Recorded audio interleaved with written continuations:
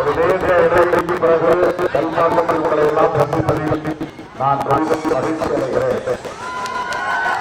கடந்த 2021ஆம் ஆண்டு நடைபெற்ற சட்டப்பேரவை பொதுத்தேர்தலில் நீங்கள் எல்லாம் நல்கிய ஆதரவால் விடுதலை சிறுத்தைகள் கட்சி செய்யூர் தொகுதியில் வெற்றி பெற்றது.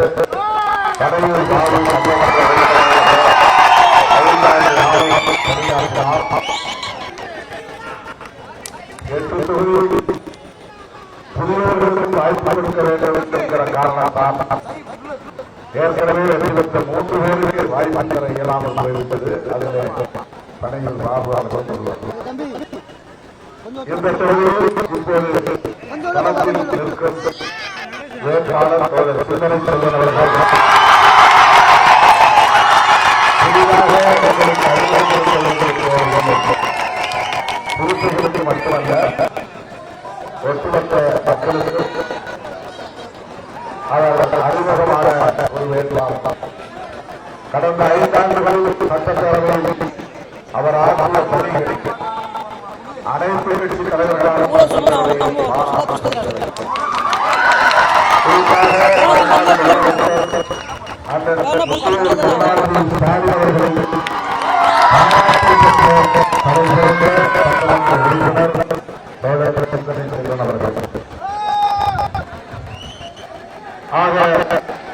தலை சிறந்த ஒரு வேட்பாளரை தொகுதியிலே களமிறக்கியிருக்கிறோம். அவர் தலை சிறந்த வேட்பாளர் பெற்றதற்காகவே அவருக்கு நீங்கள் வாக்களிக்க வேண்டும் என்று நான் முதல்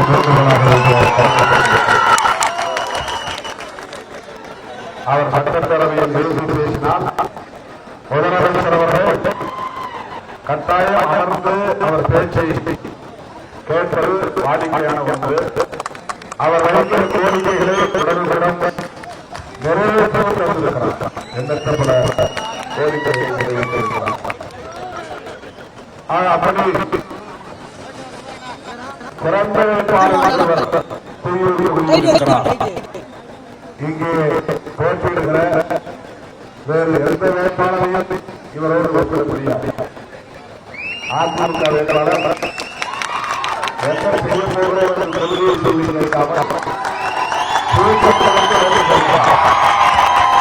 நீங்கள் ஓட்டு பெற்று அவரை ஜெயிக்க வைத்தால் உங்கள் வீட்டுக்கு ஒவ்வொரு குடும்பத்திற்கும் 10,000 தருகிறார். இவர் வீட்டுக்கு வெறுப்பிற்கு வரவில்லை. கொள்கை பேசி ஓட்டு பெற்றவர்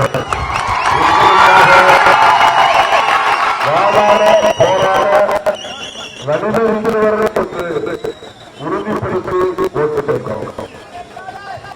இங்கே இருக்கிற எந்த வேட்பாளரும் இவரோடு ஒப்பிட முடியாது. ஆகவே முதல் வேண்டுகோள் சிறந்த வேட்பாளர் என்கிற முறையில் அவர் இந்த மாநிலத்திலே வாக்களிக்க என்று கேட்டுக்கொள்ள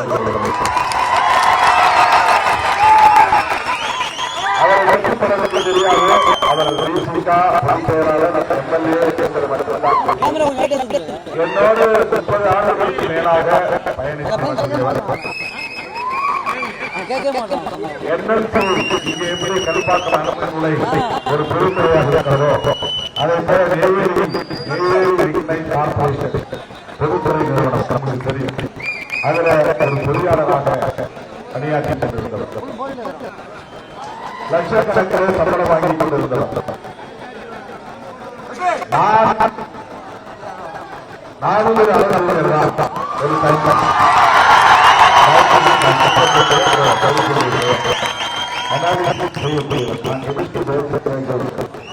அதனால எப்படி கிருநாளம் படிச்சேன்.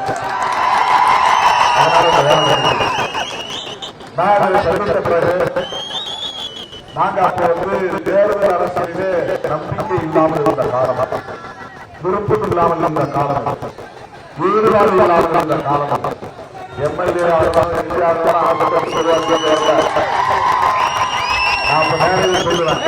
சோழர்களே, என்னோடு வரை வந்திருக்கிறவர்கள் சட்டசபைக்கு போகலாம் கலந்து வராதீர்கள்.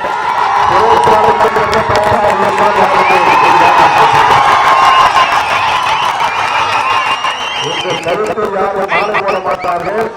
போலீஸ் உண்டாக்குவார்கள். அதை ஏற்றுக்கொள்ள தயாராக தமிழ்நாட்டு அரசியல் வரலாற்றிலேயே தேர்தல் அரசியல் வேண்டாம் என்று பொது வாழ்க்கைக்கு வந்தவர்கள் விடுதலை சொல்லுகிறார்.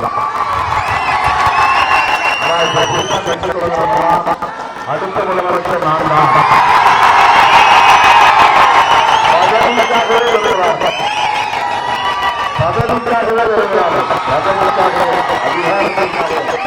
அவங்க பொதுத்தொண்டாற்றுவதற்காக வரல, என்ன முதலமைச்சராக ஏதோ பல நூறு கோடி ரூபாய் வருமானம் வந்ததும் அந்த வருமானத்தை விட்டுட்டு வராராம். அரசியல் எதுவுமே அரசியல் அவர் வந்து செய்ய போறது இல்லையா, அப்படியே குறைந்த மாதிரி அரசியல் வேலை செய்ய போறாரு. அந்த வருமானம் எல்லாம் சின்ன மீனை போட்டு பெரிய மீனை பிடிக்கிற கதை. நம்ம அதிமுக வேட்பாளர் 10,000 ரூபாய் கொடுத்து உங்க ஓட்டை விலைக்கு வாங்கி நினைக்கிறார். எம்எல்ஏ பதவி 10,000 ரூபாய் கொடுத்து எம்எல்ஏ பதவியை பிடிக்க பார்க்கிறார். தூண்டுகளை போட்டு சின்ன மீனை போட்டு பெரிய மீனை கொடுக்குறாங்க இல்லையா, அந்த கதை. அப்போ அவர்தான் வந்து கட்சி தொடங்கியதே பதவிக்காகத்தான். நாங்கள் இயற்கை தொடங்கியதே மக்களுக்காக.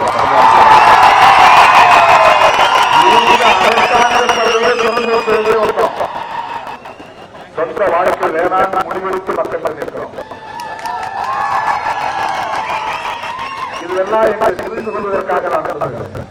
வெறும் பதவிக்காக பதவிக்காக கட்சியை தொடங்கி எம்எல்ஏ ஆகலாம், எம்பி ஆகலாம், சொகுசா வாழலாம் அப்படின்னு கனவு கண்ட ஒரு இயக்கம் இல்லை இந்த இயக்கம். இவரை நான் வெளியே வாங்க ரிசைன் பண்ணுங்க அப்படின்னு சொன்னப்போ நான் தேர்தல் பாதை வேண்டாம் என்று வேலைகள் பேசிக் கொண்டிருந்தேன். எதை நடக்கிறது குடும்பத்துல ஒரே ஒரு வருமானம் தான். இவங்க மனைவிக்கு சம்பளம் கிடையாது, வேலை கிடையாது. பிள்ளைகள்லாம் சின்ன சின்ன பிள்ளைங்க, 3 வயசு 4 வயசு, 2 பசங்க, சின்ன பசங்க. அந்த பிள்ளைகளை கையில் வச்சுக்கிட்டு ஒரு குடும்பத்தை நடத்துறதுக்கு ஒரு நிரந்தர வருமானம் இருந்த வேலையை ராஜினாமா பண்ணிட்டு திருமாவளவன் சொல்லிட்டார், மக்களுக்காக நான் கடனாடுவேன் ஒருவர் தான் ஒரு பல பேருக்கு தெரியாது, பல பேருக்கு தெரியாது. இந்த மாதிரி பொதுத்துறையில வேலை செய்யறவங்க கேளுங்க, எவ்வளவு ஒரு பாதுகாப்பான வாழ்க்கை பொதுத்துறையில வேலை செய்யறது, எவ்வளவு கை நிறைய சம்பளம் பொதுத்துறையில வேலை செய்யறது. அந்த வேலையை விட்டு யாராவது வெளியே வருவார்களா? ஆனா வெளியே வந்துடா திருமாவளவன் என்று சொல்லிருக்காங்க. திருமாவளவன் சொன்ன உடனே நம்ம என்ன பெரிய அளவில் பெரிய அறிமுகம் கிடையாது, நான் பாப்புலர் லீடர் கிடையாது, தமிழ்நாட்டில் பெரிய செல்வாக்கு படைத்த ஒரு குடும்பத்தில் பிறந்தவர் இல்லை. எங்க அப்பாவும் அம்மாவும் யாரும் அரசியல் கிடையாது, அம்மாவுக்கு படிக்க தெரியாது, அப்பாவுக்கு படிக்க தெரியும். 8ஆம் வகுப்பு அந்த காலத்தில் படித்தவர். நான் பெரிய செல்வாக்கு இந்த குடும்பத்தில் இருந்து வந்தவன் இல்லை, சாதாரணமானவன், யாருக்கு பெரிய அளவில் தெரியாது. ஆனால் நான் சொன்னது அவர்கள் கேட்டார் என்றால் அவருடைய சீதனையும் என்னுடைய சீதனையும் ஒரே நேர்கோட்டில் இருக்கிறது. புரட்சியாளர் அம்பேத்கர்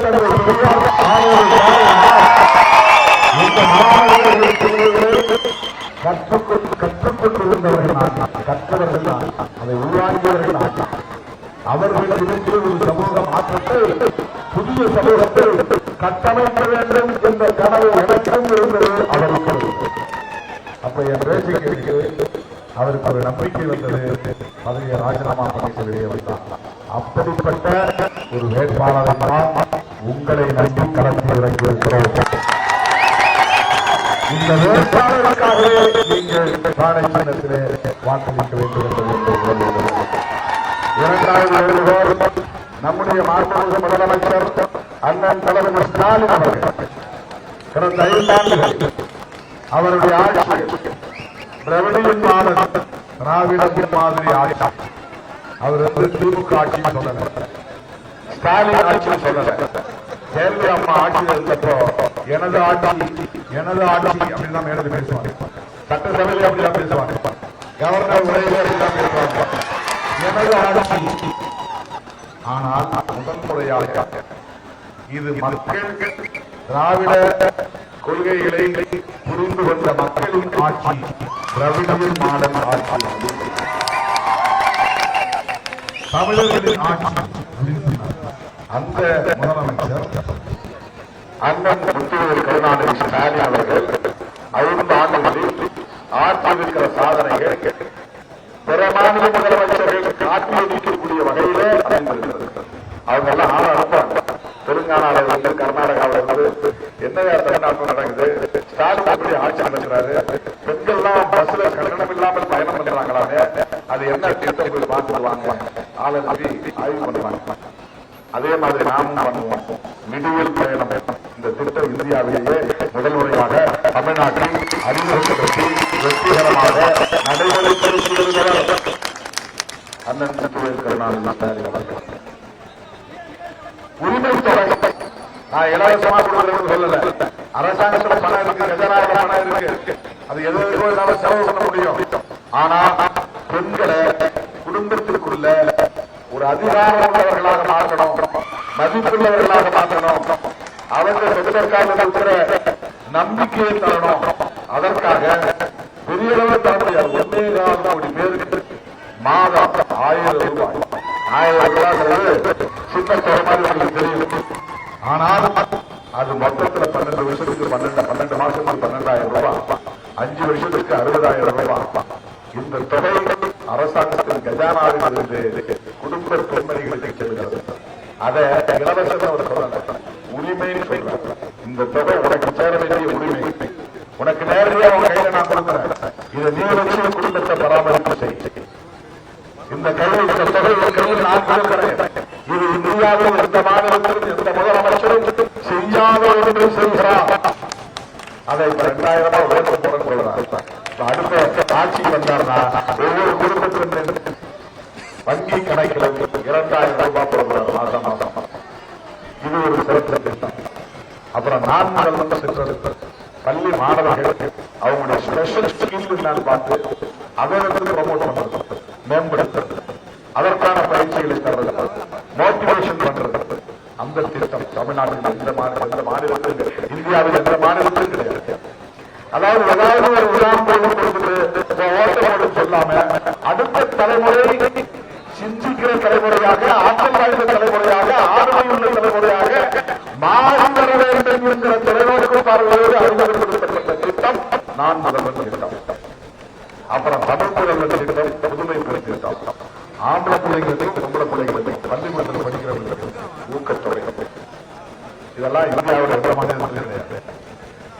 காமராஜர் காலத்தில் மதிய உணவு திட்டம், எம்ஜிஆர் காலத்தில் சத்துணவு திட்டம், கலைஞர் காலத்தில் 30 முட்டை கறி வழங்குகிற உண்மையான சத்துணவு திட்டம். இதெல்லாம் டெவலப்மெண்ட். மதிய உணவு சத்துணவா மாற்றி சத்துணவு மிகவும் சிறந்த சத்துணவு திட்டமாக மாறியது. இப்போ தளபதி ஸ்டாலின் காலை சுற்றுலா திட்டம் என்ற ஒரு புதிய திட்டத்தை அறிமுகப்படுத்தி பள்ளி குழந்தைகள் பள்ளிக்கூடப்பட்டு பசியாரத்தில் பாடம் மரவணி கட்டும் என்று ஒரு திட்டத்தை அறிமுகப்படுத்தி வெற்றிகரமாக நடத்தி கொண்டிருக்கிறார். இந்த மாதிரி ஏதாவது ஒரு திட்டத்தை அதிமுக காரணமாக சொல்ல முடியுமா?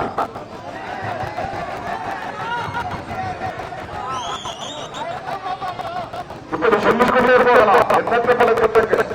இந்த சாதனைகள் எல்லாம் தொடர வேண்டாமா? அயல்நாடுகளில் படிக்கிற உயர்கல்வி பெறக்கூடிய மாணவ செல்வங்களுக்கு 30 லட்சத்திலிருந்து 50 லட்சம் வரை ஸ்காலர்ஷிப்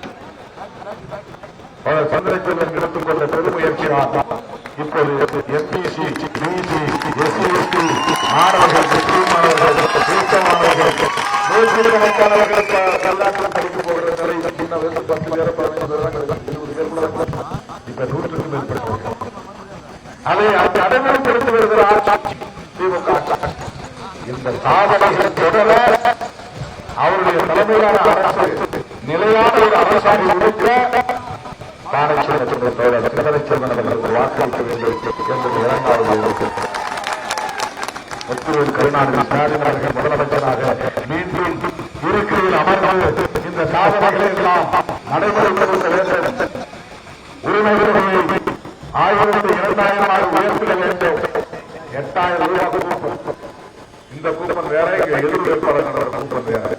அவர் ஒரு தடவை 10,000 அது ஜெயிச்சா கொடுப்பேன், ஜெயிச்சா கொடுப்பேன் சொல்றாரு. அதுக்கப்புறம் ஆனால் நம்முடைய முதல்வர் முதலமைச்சர் முத்துவேல் கருணாநிதி ஸ்டாலின் அவர்கள் மறுபடியும் பெண்களை எப்பவர் அவங்க அவங்க கையில் அதிகாரத்தை குடும்பத்துக்குள்ள ஒரு அதிகார வலிமையை கொடுக்கணும்னு நினைக்கிறாங்க. நீ விரும்பின பொருளை போய் உங்க கடையில எந்த கடையில வேணாலும் கூப்பிட கொடுத்துட்டு உனக்கு என்ன வேணுமோ வாங்கி அது அரசாங்கத்துக்கு பணம், அவருடைய பணம். அரசாங்க பணத்துல இருந்து எடுத்து கொடுப்பது ஒரு புரட்சிகரமான திட்டம். பெண்களுக்கு நேரடியாக போய் சேர. உங்க ஊர்ல பொதுவா ரோடு போட்டா நீ பயன்படுத்திக்கோ, பொதுவா குடிநீர் போட்டாலும் நீ தண்ணி எடுத்து குடிச்சுக்கோ அப்படின்னு இல்லாம ஒரு தனிநபர் நேரடியாக பயன்பெற வேண்டும். ஒரு இண்டிவிஜுவல், ஒரு பெண்மை தனிப்பட்ட முறையில் அரசாங்கம் என் கையில மாதம் 2000 ரூபாய் கொடுக்குது. என் கையில எனக்கு கிடைக்குது. எனக்கு 8000 ரூபாய் போட்டு கொடுக்குறாங்க. விரும்பின பொருளை போய் வாங்கிக்க முடியும். அந்த வாய்ப்பை தருகிற பெண்களை மேம்படுத்துகிற, பெண்களுக்கான தன்னம்பிக்கையை மேம்படுத்துகிற, பெண்களை வலிமைப்படுத்துகிற ஒரு திட்டம். ஆகவே மீண்டும் அந்த சாதனைகளை தொடர அவர்கள் உச்சத்துறையாக இருக்கிற விடுதலை சிறுத்தைகளின் வேட்பாளர் பெண்களை செல்வர்கள் வெற்றி பெற்று சட்டமன்றம் செல்ல பாடத்திட்டத்தை வாக்குவார்கள்.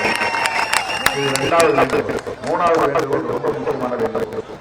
இதுதான் நீங்க கவனமா சிந்திக்க வேண்டியது. நாங்கள் ஏன் திராவிட முன்னேற்ற கழகத்தோடு ஒரு கொள்கை உறவை உடும்புப்பிடி உறவாக வைத்திருக்கிறோம்.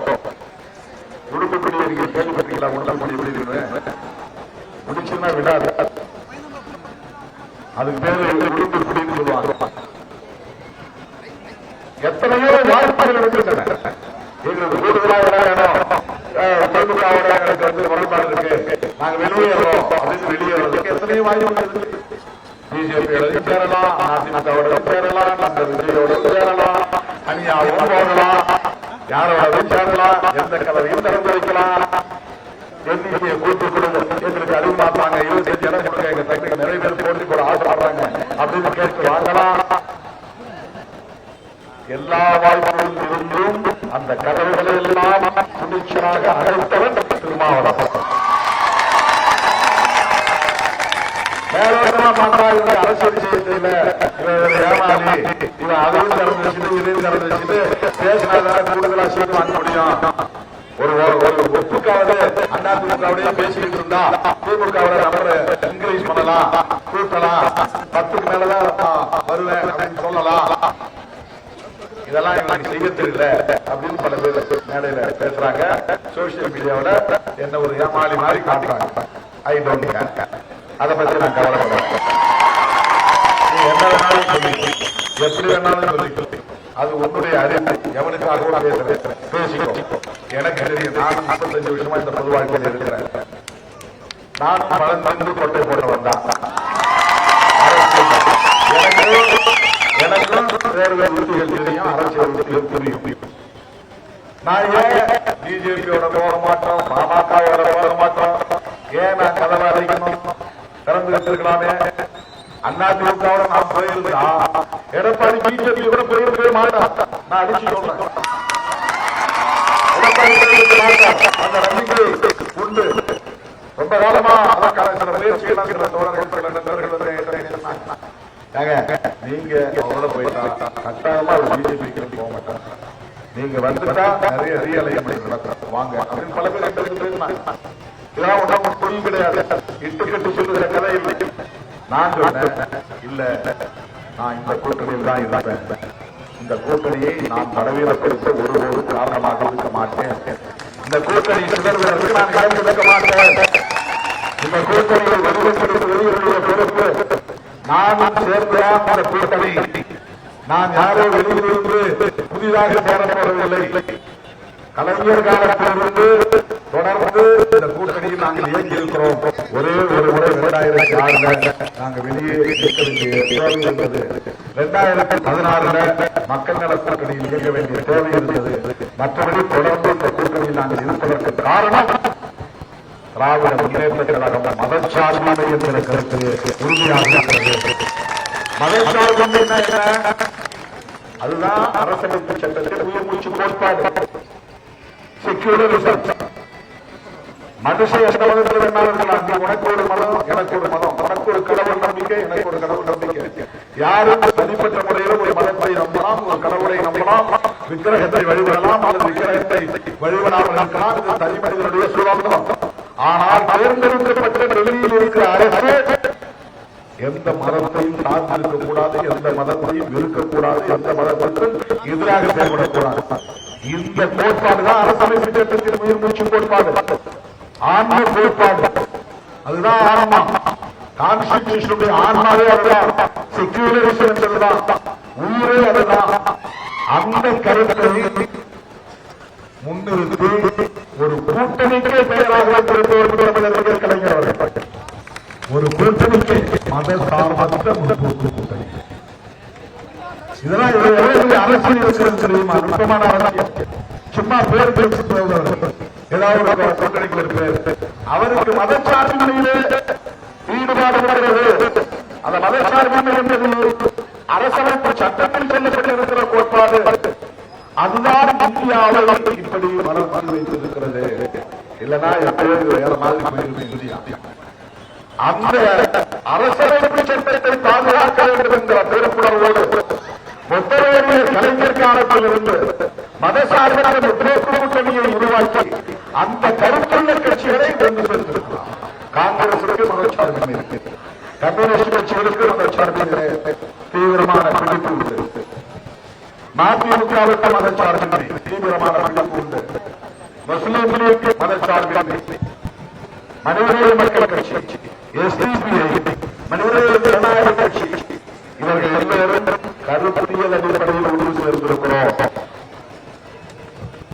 ஆகிய கோட்டையில் விடுதலை இணைந்திருப்பதற்கு 3 மணி நேரத்துக்கு மேலாக என்னால் விளக்கம் சொல்ல முடியும். நான் எடப்பாடி அவர்களை பார்த்து கேட்கிறேன், நீங்க பிஜேபியோட கூட்டணி வைத்து ஏதாவது ஒரு காரணம் சொல்லுங்க, நல்ல காரணம், ஏதாவது ஒரு காரணம் நல்ல காரணம் சொல்லுங்க. அவர் என்ன கேட்கிறாருன்னா, நீங்க சேர்ந்தப்ப அது மதவாத கட்சி இல்ல, நாங்க சேர்ந்த உடனே அது மதவாத கட்சியா அப்படின்னு கேட்கிறாரு. அதுக்கு நான் அவனை கூட்டத்தில் நானே பதில் பண்ணியிருக்கிறேன். திமுக காரன் சொன்னாங்களா என்ன தெரியாது, நான் சொல்லியிருக்கிறேன். ஏன்னா நான் இதெல்லாம் கவனிச்சுட்டு வர்றேன். கலைஞர் வந்து வாஜ்பாய் காலத்துல பிஜேபியோட கூட்டணி சேர்ந்தது உண்மை. நாங்க அப்பதான் தேர்தல் அரசியல் அதிகரித்து இருக்கிற காலம். 99 மூப்பனாரோட கூட்டணி சேர்ந்தோம். 2000 கலைஞர் நேரடியா எங்களை தொடர்பு கொண்டு கூட்டணிக்கு வாங்கன்னு சொன்னார். அப்ப எனக்கு தயக்கம் இருந்துச்சு. பிஜேபி அப்பவே இப்ப இல்ல, அப்பவே பிஜேபி இருக்கிறதுனால திமுக கூட்டணியில என்னால சேர முடியாதுன்னு சொன்னேன். எப்போ 25 வருஷத்துக்கு முன்னால. அதுதான் திருமாவளவன் 2000 திருமாவளவன் இருக்கிறான். ஆனா அந்த கூட்டணியில் நான் சேர வேண்டிய நிலை வந்தது. என்ன கலைஞர் சொன்னார் தெரியுங்களா? கலைஞர் பத்திரிகையாளர்கள் கேட்கிறாங்க, திருமாவளவன் உங்க கூட்டணிக்கு வர தயங்குறாரு, அதுக்கு அவர் சொல்ற காரணம் உங்க கூட்டணியில பிஜேபி இருக்குது. கலைஞர் 2 காரணம். ஒண்ணு, பிஜேபி எங்களோட தான் கூட்டணி வச்சுக்கிறாங்க, திருமாவளவன் அவங்களோட சேரணும்னு அவசியம் இல்லை, அவரோட கூட்டணி வச்சுட்டா போதும், பிஜேபி மேடையில் அவர் போகணும்னு அவசியம் இல்லை, இவங்க மேடையில் அவர் வரணும்னு அவசியம் இல்லை, எங்களோட சேர்ந்த கூட்டணி. நீங்க கூட்டணி பிஜேபியோட வச்சிருக்கீங்க அப்படிங்கும் போது அவர் சொன்ன விளக்கம், அதுதான் முக்கியமான விளக்கம். அதுதான் ரொம்ப முக்கியமான விளக்கம். பாரதிய ஜனதாவோட கூட்டணி சேர்ந்ததை அவர் இன்னொரு கோணத்தை நியாயப்படுத்தினார். அது வந்து ஏதோ ஒவ்வொரு நியாயப்படுத்தினார் அர்த்தம். அது ரொம்ப முக்கியமான ஒரு அரசியல். என்ன சொன்னார்னா, உன் கூட நான் கூட்டணி சேர்க்கணும், நம்ம 2 பேருக்கு இடையில ஒரு பொது ஒப்பந்தத்தை உருவாக்கி, அந்த பொது ஒப்பந்தத்துல 3 முக்கியமான கோரிக்கை. உங்களோட நான் இருந்தீங்கன்னா நீ பாபர் மசூதியை பத்தி பேசக்கூடாது, பாபர் மசூதியை பத்தி பேசக்கூடாது. 2வது, ஜம்மு காஷ்மீர் பிரச்சனையில நீ தலையிடக்கூடாது. அரசமைப்பு சட்டத்தில் 370வது ஆர்டிகல் இருக்கு, அதை நீக்கிறது நம்முடைய முக்கியமான கோரிக்கை. 3வது, ராமர் கோவிலை கட்டுவோம் அப்படிங்கிற பிரச்சனையை பேசக்கூடாது. சிவில் கோடு சட்டம், ராமன் சிவில் கோடு சட்டம் அவங்க கொண்டு வராங்க. இந்த பாபர் மசூதி ராமர் கோவில் ஒரே பாயிண்ட் தான். 2வது பாயிண்ட் ஜம்மு காஷ்மீர். 3வது, முஸ்லிம்களுக்கு தனி சட்டம் இருக்கக்கூடாதுங்கிறது பிஜேபியுடைய எண்ணம், கிறிஸ்தவர்களுக்கு தனி சட்டம் இருக்கக்கூடாதுங்கிறது பிஜேபியுடைய அரசியல் திட்டம். இப்ப ஷரியத்துக்கு ஒரு சட்டம் இருக்கு, அதே மாதிரி கிறிஸ்டியனுக்கு தனியா திருமண சட்டங்கள்லாம் இருக்கு. அப்படிதான் இல்லாம இந்தியாவுக்குள்ள எல்லாரும் ஒரே சட்டத்துல தான் கீழே இருக்கிறோம், தனி சட்டம்லாம் கூடாது அப்படின்னு பிஜேபி ஒரு செயல் திட்டம் வச்சிருந்தாங்க. அதுக்கு அவங்களுடைய நோக்கம் காமன் சிவில் கோட், அந்த சட்டத்தை கொண்டு வரணுங்கிறதா. நீ காமன் சிவில் கோடை பத்தி பேசக்கூடாது, பாபர் மசூதி பத்தி பேசக்கூடாது, ஜம்மு காஷ்மீரை பத்தி பேசக்கூடாது. இதுக்கு நீ உடன்பட்டா கண்டிஷனல் அக்ரிமெண்ட். அந்த பிரச்சனையை பேசக்கூடாது, தீவிரப்படுத்தக்கூடாது, அதை கூர்மைப்படுத்தக்கூடாது, அந்த அரசியலை பேசக்கூடாது என்று பிஜேபியை கட்டுப்படுத்திவிட்டு தான் அவர் கூட்டணி பேசுகிறார். இப்ப நாங்க அன்னைக்கு ஒரு வாய்ப்பா முதல் முறையாக தேர்தல் அரசியல் அணியிலிருந்து வைத்தாங்க. திமுக கூட்டணியில் இடம்பெறக்கூடிய வாய்ப்பை இழந்துவிடக் கூடாது, நாம பிஜேபி பக்கம் போக வேண்டிய அவசியம் இல்லை, அவங்க நம்ம தொகுதிக்கு வர வேண்டிய அவசியம் இல்லை என்ற அடிப்படையில் ஒரு புரிதலோடு கூட்டணி அமைச்சர் தோழர்களே. இப்ப எடப்பாடி என்ன சொல்றாருன்னா, நீங்க சேர்ந்தப்ப மதவாத கட்சி இல்லையா, நாங்க சேர்ந்தப்பதான் மதவாத கட்சியானா அதிமுக கரசேவைக்கு ஆள் அனுப்பியது. ராமர் கோயில் கட்டுறதுக்கு இங்க இருந்து செங்கல் தூக்கிட்டு போங்கன்னு அந்த அம்மாவே சொன்னாங்க. அது நடந்தது. அதுக்கு பிறகு மோடியை எதிர்க்கிறாங்க. 2014 தேர்தல் மோடியா மோடி பார்க்கலாமான்னு சொன்னாங்க. அவங்களே ஆதரவு கொடுத்து ஆட்சி அமைத்து அப்புறம் அந்த ஆட்சியை கலந்தாங்க. நான் பெரிய வரலாற்று பிழை செய்துவிட்டேன், தவறு செய்துவிட்டேன், அதற்கு பரிகாரமாக வாஜ்பாய் ஆட்சியை கலந்து இது வேறுவிதமாக சொன்னது. அதோடு விட்டுவிடாமல் இனி எந்த காலத்திலும் அதிமுக பாஜகவோட கூட்டணி வைக்க மாட்டோம் அப்படின்னு சொன்னாங்க அந்த அம்மா. இது நடந்தது, வரலாற்று நடந்தது. இப்ப எடப்பாடி பழனிசாமி அவர்கள் ஜெயலலிதா அம்மா சொன்னதற்கு என்ன விளக்கங்களை போடுறார். அதிமுக எந்த காலத்தில் பிஜேபியோடு கூட்டணி வைக்காது என்று ஜெயலலிதா அம்மையார் சொன்னாரா இல்லையா, அது விரும்பினாரா இல்லையா, எடப்பாடி அவர்களுக்கு விளக்கம் சொல்ல வேண்டும். திருமாவளவன் கேட்கறதுனால அவரெல்லாம் ஒரு ஆளாக விளக்கத்துக்கான வாய்ப்பு, அவரெல்லாம் ஒரு ஆள் என்று பெறுகிற காலம் கணியும்.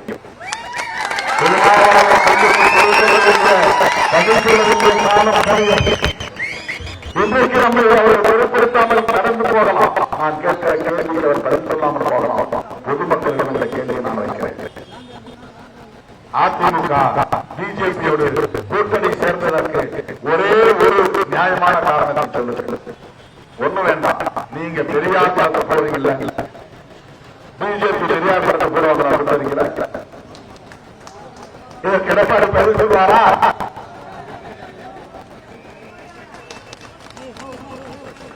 பெரியாரை கொள்கை ஆசானாக ஏற்றுக்கொண்டவர்கள், பெரியாரை எதிர்க்கக்கூடிய கட்சி பிஜேபி. அண்ணா பேசிய மாநில உரிமைகளை, மாநில சுயாட்சி கொள்கையை பிஜேபி பேசுமா? திமுக பேசும், எதிர்ப்பு பேசுவோம், இஸ்லாமிய கட்சிகள் பேசும். இருவரும் கொள்கை அண்ணா கொள்கை, அந்த இருவரும் கொள்கையை பிஜேபி ஏற்றுக்கொள்ளுமா? எந்த அடிப்படையில் பிஜேபியோடு நீங்கள் கூட்டணி வைக்கிறீர்கள்? தமிழ் ஆங்கிலம் தான் இங்கே முக்கியம். இந்திய விரும்புகிறோம் வச்சுட்டு போகணும். அதனால தலைவர் நேஷனல் எஜுகேஷன் பாலிசியை முன்வைத்து இருக்கிறதுனால அந்த கல்வியை நாங்கள் ஏற்க மாட்டோம் உறுதியாக இருக்கிறார். எடப்பாடி பழனிசாமி அவர்கள் இருப்பாரா? கொள்கை அடிப்படையில் பிஜேபி ஒரே ஒரு கொள்கையை சொல்ல முடியுமா? சொல்ல முடியாது. அப்பட்டமான பொருந்தாத தற்காலிகமான தேர்தல் ஆதார கூட்டம் விளக்கங்களை சொல்ல முடியாது. பிஜேபியை தோளில் தூக்கி சுமந்து கொண்டு வருகிறார் எடப்பாடி பழனிசாமி அவர்கள். தன்னுடைய கட்சி தொண்டர்கள் பிஜேபி கொடியை சின்னங்களை தமிழ்நாட்டு வீதிகளில் எழுத வைக்கிறார் எடப்பாடி பழனிசாமி அவர்கள். பிஜேபியை வளர்ப்பதற்கு சிவப்படம் இருக்கிறார் எடப்பாடி பழனிசாமி அவர்கள். பிஜேபி நம்மை போல சராசரியான அரசியல் கட்சியா? வழக்கங்கள் திருப்பரங்குன்றத்தில் எவ்வளவு மதத்தை உருவாக்கினார்கள். தமிழ்நாட்டை உத்தரப்பிரதேசமாக மாற்றுவதற்கு முயற்சிக்கிறார்கள். உங்களுடைய அடிப்படை பிரச்சனைகளை பற்றி பேசுவதில்லை, நம்முடைய அடிப்படை பிரச்சனைகளை பற்றி பேசுவதில்லை. எடுத்துக்கிட்டால் கோயில் பிரச்சனை, அங்க முஸ்லிம்கள் வந்து கறி திங்கிறாங்க, பிரியாணி திங்கிறாங்க, எங்க உரிமையை பறிக்கிறாங்க. முஸ்லிம்களுக்கு எதிராக சமூக நல்லிணக்கத்தோடு வாழக்கூடிய இந்து சமூகத்தை மோசப்பட்டு பார்க்கிறார்கள். பாபர் மசூதி இடிக்கப்பட்ட போது இந்தியாவின் வட மாநிலங்களில் பல இடங்களில் இஸ்லாமியர்களுக்கு எதிரான வன்முறைகள் வெடித்தன. ஆனால் தமிழ்நாடு மட்டும் அமைதியாக உள்ளது. இங்கே இந்து முஸ்லிம்களுக்கு இடையிலே எந்த மோதலும்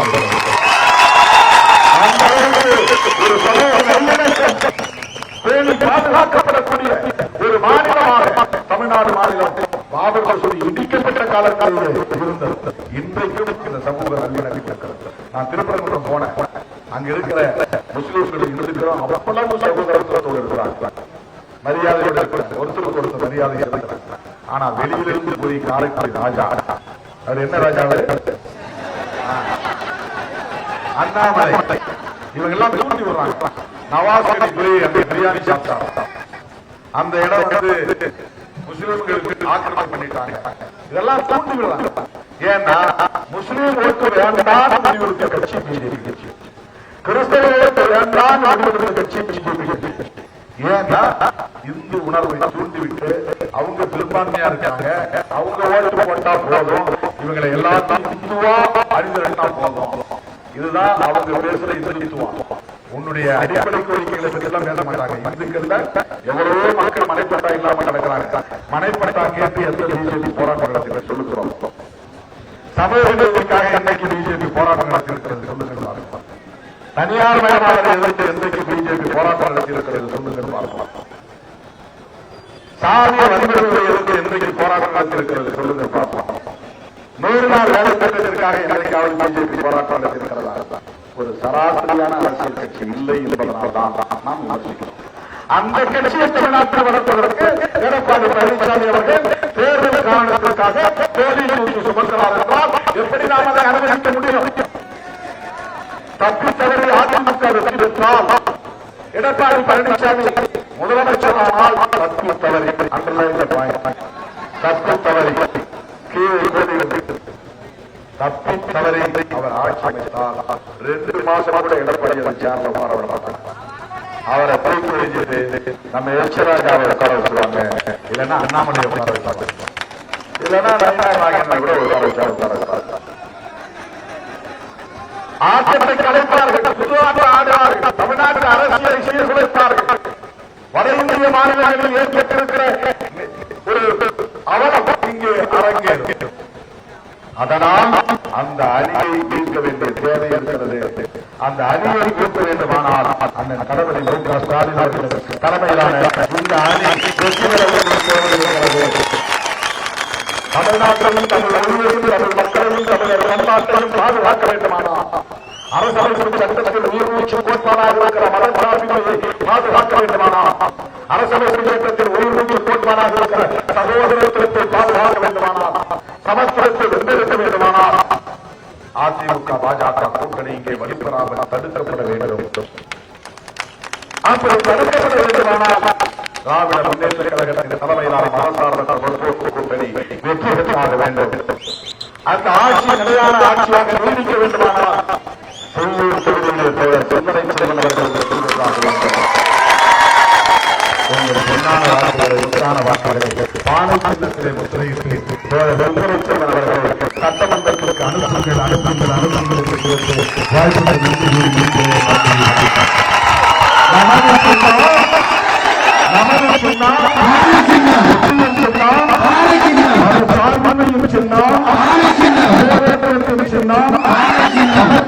சின்னம்